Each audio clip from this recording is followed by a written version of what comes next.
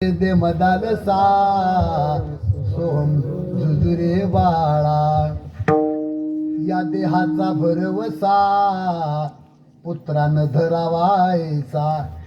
माझे माझे म्हणून या बहु दुःखाचा वळसा, बहुत ठकिले मृगजळाची या आशा. तृष्णा ही सांडोनिया योगी गेले वनवासा. पर्ये दे मदालसा सोहम जुजुरे बाळा. इतकं घाण शरीर आहे, पण या शरीरातल्या रक्तापासून, संत भगवान बाबाच्या रक्तापासून जगातली पवित्र वस्तू तुळस जन्म घेते. एवढ्या गहाण शरीरापासून. मला तुम्हाला महत्वाचं सांगायचं, इकडं लक्ष द्या.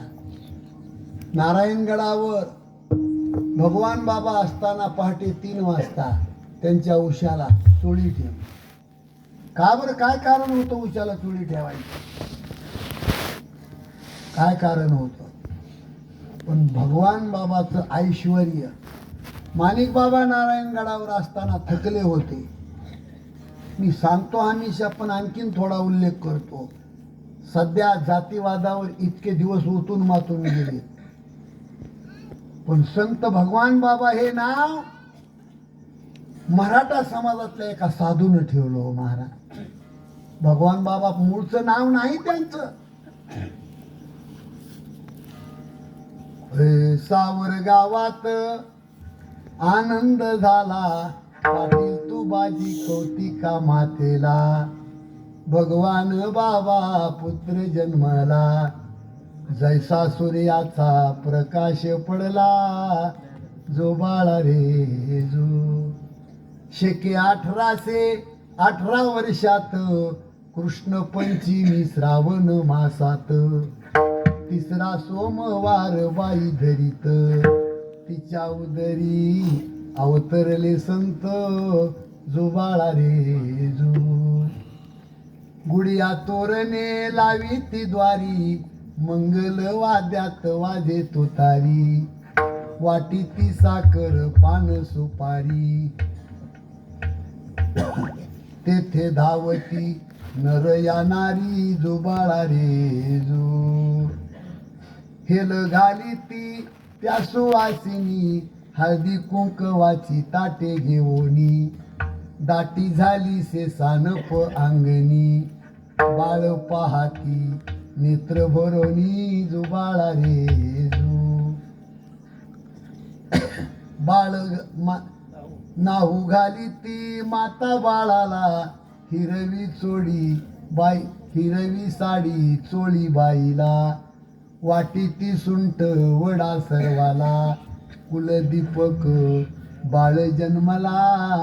जो बाळा रे जो 12व्या दिवशी 12से केले, दान धर्म आहेर झाले.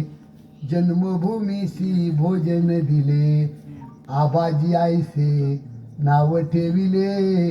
जो बाळा रे जो काय बाबाचं नाव मूळ नाव बाबा, त्याच्यासाठी तिकडे गेलो म्हणून राहिलेलं थोडं. कारण आता बायाला पाळणी येत नाही, गड्याकडे आले ते काम. गड्याचं बायाकडे गेले. नामदेव भाऊ, हे बाळ गातले रंगीत पाळण्यात, चांदव्याला रागू चिमण्या शोभत. कौतिका माता पाळणा हलवीत, ज्योतिष बाळाचे भविष्य सांगत. जो बाळा रे जो ब्रह्मचारी हा बाळ राहिल. लहानपणी कौतिका मातेला हे भविष्यकारानं भविष्य सांगितलंय, लहानपणी सांगितलं घरी.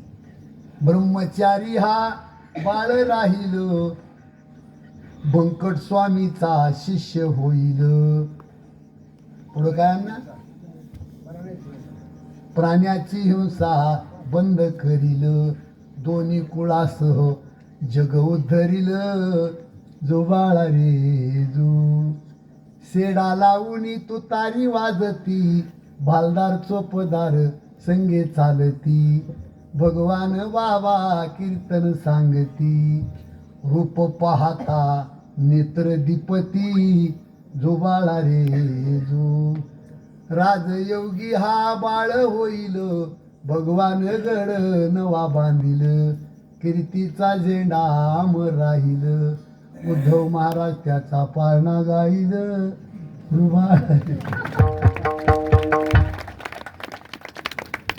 कशामुळं उशाला चुळी ठेवली ते मला आठवलं थोडस, बरं का नामदेव भाऊ.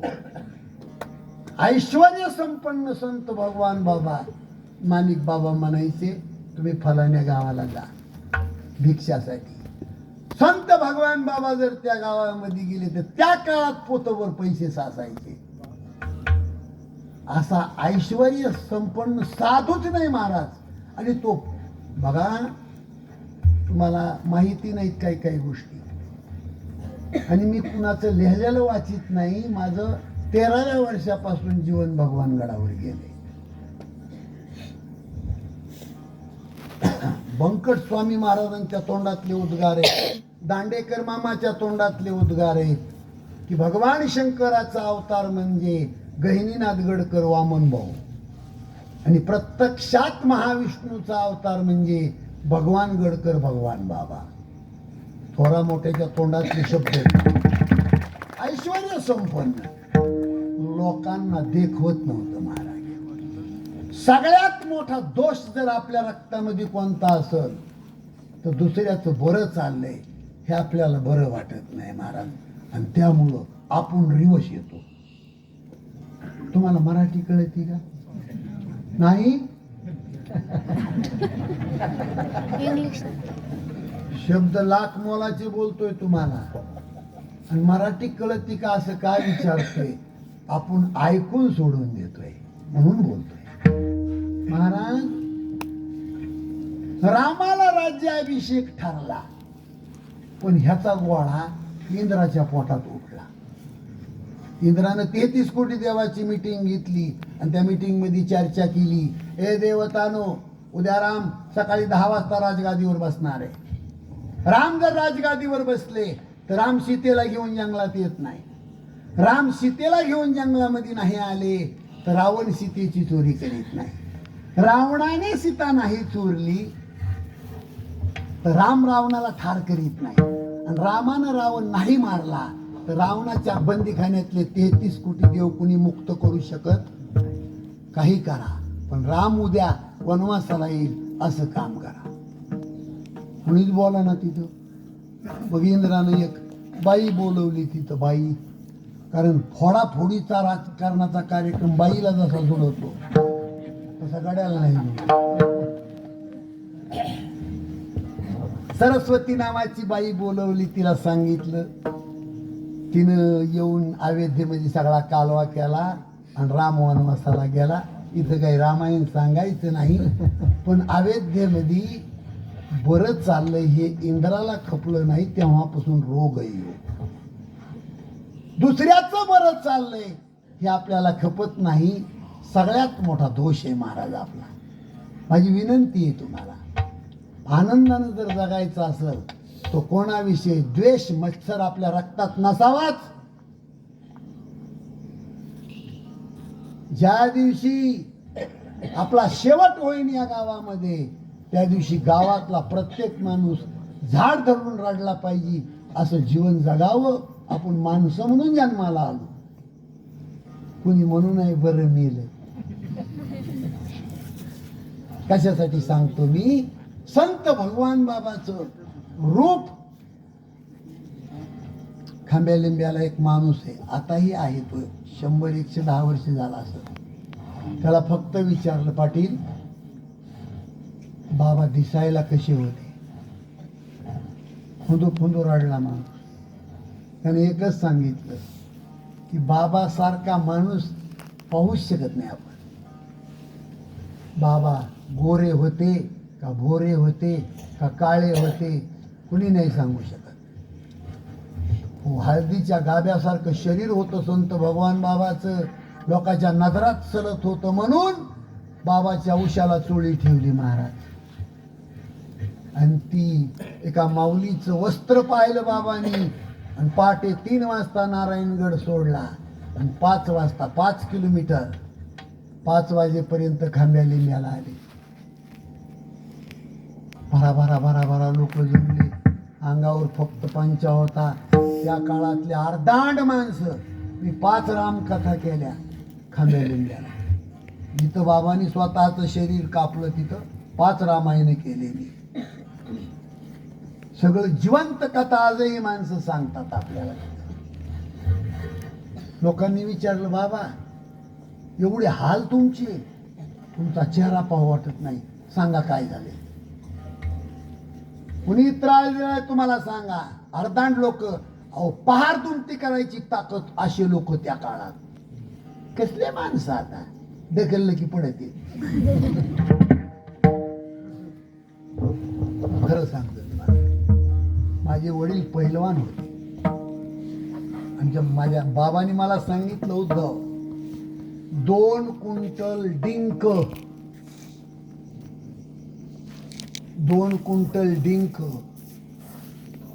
गावरान तुपात तळून साखरेच्या पाकात त्याचे लाडू बनवून आमच्या वडिलांनी खाल्ले. तसा असं माणूस. पण उभ्या जिंदगीत शिवी सुद्धा कोणाला दिली नाही.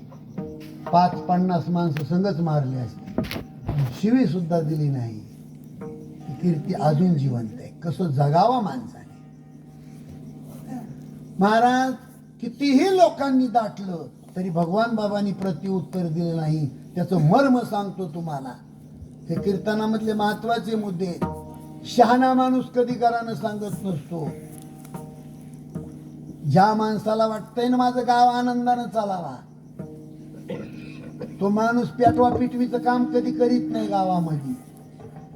आता सध्याचा काळ असा आहे, जो जास्त गाव पेटवितो सगळे लोक त्याला शहाणं म्हणतात. काय उलट्या गावी बाबा. विठाला विठाला.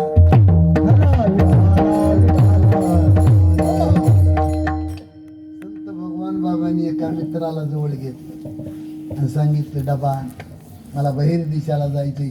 आणि तिकडूनच डोंगरावून येता येता शिंपलेदार गारगुट आणली होती. मित्र दूर ठेवला आणि एका वड्यामध्ये सज्जनानो शिंपलेदार गारगुटीने संत भगवान बाबांनी स्वतःच इंद्रिय नष्ट केलं. चक्कर येऊन पडले बाबा. असा रक्ताचा सडा झाला. प्रत्यक्षात जगाचा बाप तिथं येतोय आणि संत भगवान बाबाचं डोकं उचलून मांडीवर घेतोय. तुळशी उगवल्या रक्त सांडिले जेथे, धावोनी आले देव दिले अभय तेथे. आरती भगवान बाबा चिदानंदाचा गाभा. रक्ताच्या थावल्यामध्ये पडले संत भगवान बाबा, पण जगाच्या बापाने बाबाला उचलून मांडीवर घेतलंय आणि अंगावून हात फिरवून सांगितलंय की चंद्र सूर्य जिवंत